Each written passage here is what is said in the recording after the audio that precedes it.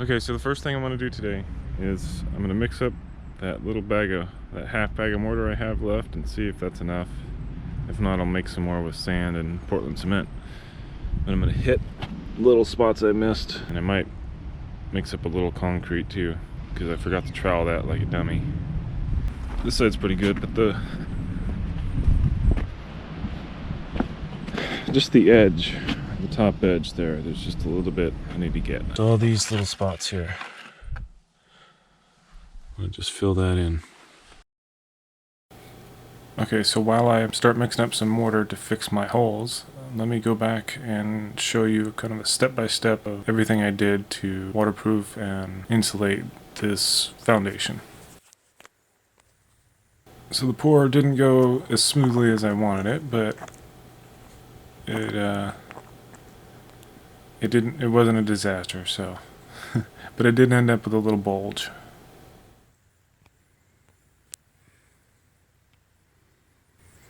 I'll give you a look at the ugly bulge. Ugh. That's okay. So in the video where I poured this slab, you can see where a few things went wrong. And the reason why the slab is so thick is because I originally intended on having a chimney embedded in it, but that didn't work out so well.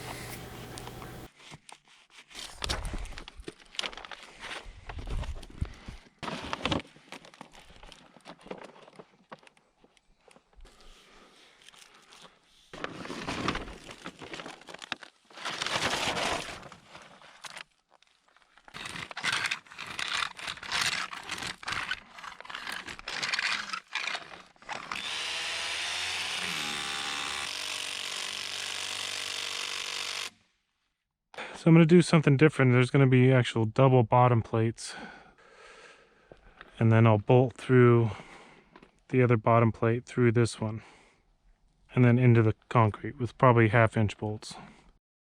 I ended up using 5/8" Titan HD, I think is what they're called, foundation bolts, where you just drill a hole and they have like threads on them and thread in. They worked awesome. But anyways, so after I framed the building for the kiln, I went ahead and taped around the sill plate with some butyl tape that spanned from the sill plate down onto the blueskin waterproofing. And if you remember the bow I pointed out in the concrete earlier, I ended up hanging the bottom sill plate over to compensate and take the bow out so that my walls are straight rather than curved.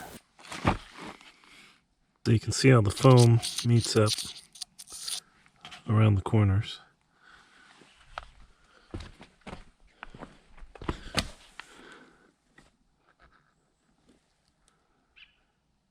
This is basically just insurance, because I'm going to take this blueskin, wrap it down, and it's the blue skin is going to terminate around the same area, and then I'm going to hit both with a bead of caulk or sealant all the way around.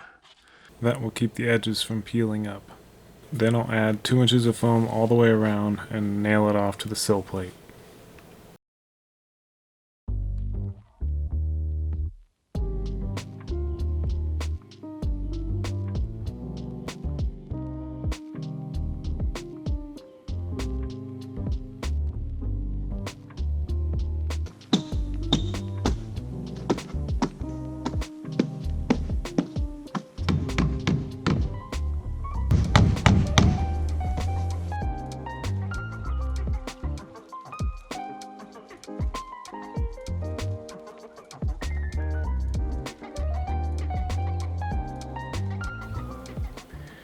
I went ahead and spray foamed all the nooks and crannies, and the boards were just to keep the spray foam from pushing the foam out. Figured it'd help bond the panels and take up the little void that was made from my bow in the cement.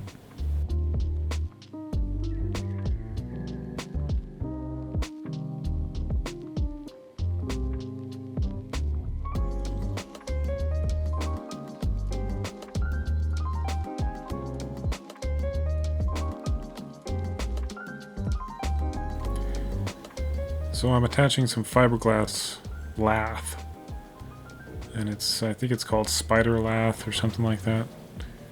But it basically replaces just metal lath. I had ordered the spider lath for the house, and after seeing it, I decided to just go with the metal because it's a little floppy, but it seems to work all right.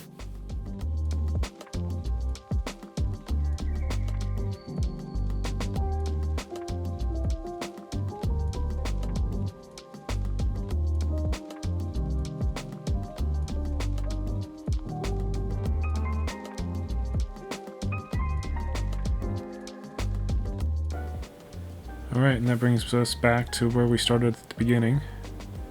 And I'm just taking the mortar I mixed up and filling all the little voids and making sure no carpenter ants can ever come in and make a home in the foam.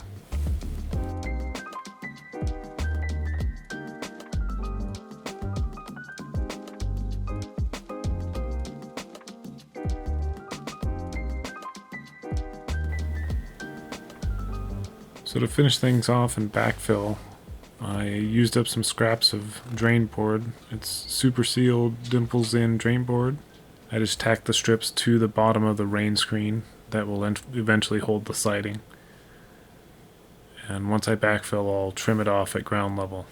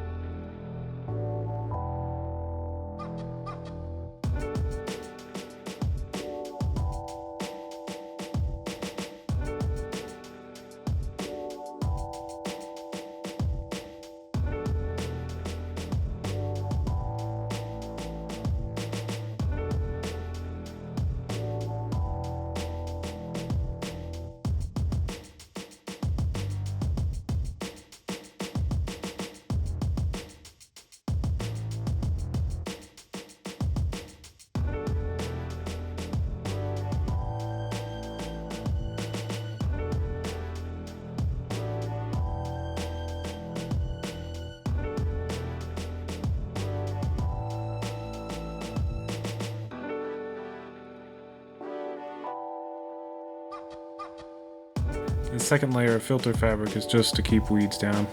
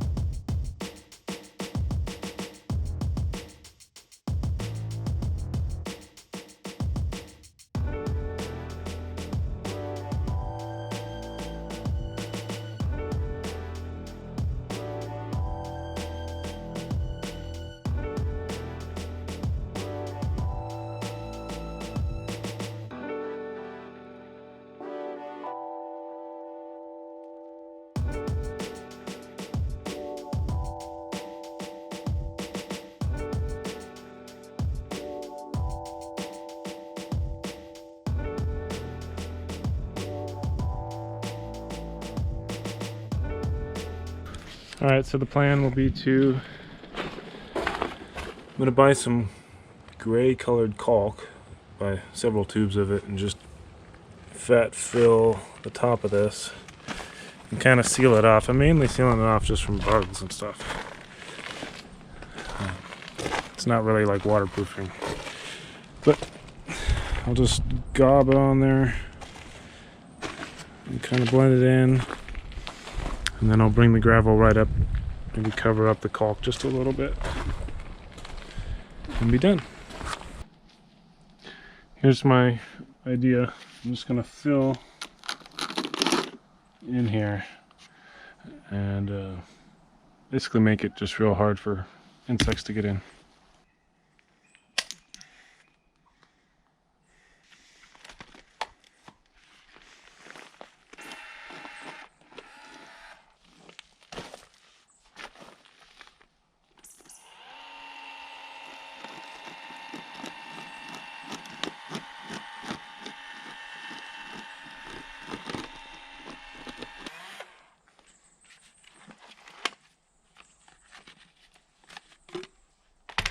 Seems like it has some grit in it, almost like it's a sanded caulk.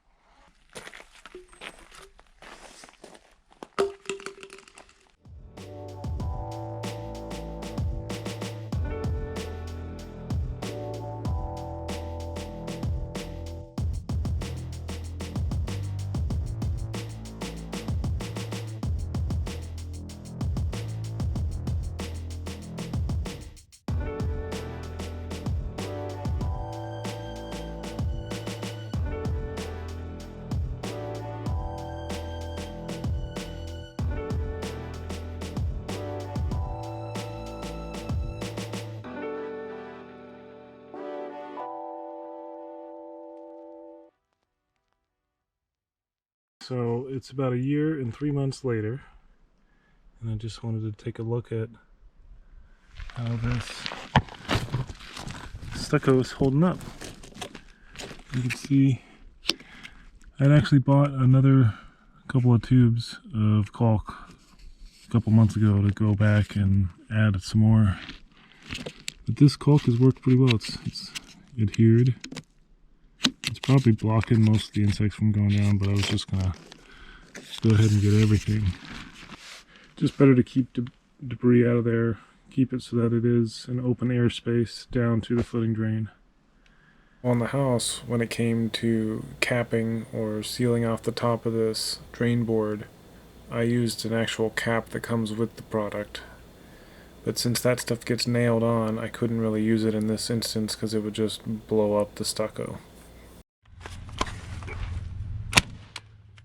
Oh yeah, there we go. Here's a cross-section I drew up that shows kind of all the various components of this experimental system I made. It looks so simple on the outside, but even while drawing it, I had to go watch some video to see exactly how I did it because I couldn't quite remember all the steps I took. But I just wanted to show you, kind of how it ended up looking. You can see not much is exposed, and I don't see any cracks. And it's probably, 3/4 of an inch thick here on this front. You can see the caulk kind of gets a little dirty, but it's still a little bit soft. Yeah.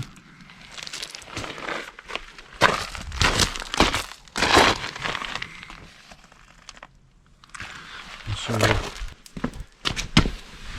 You can see here, I didn't put any drain board in here because it's, it's protected. You can see very little of this actually got exposed. So this is my ugly side.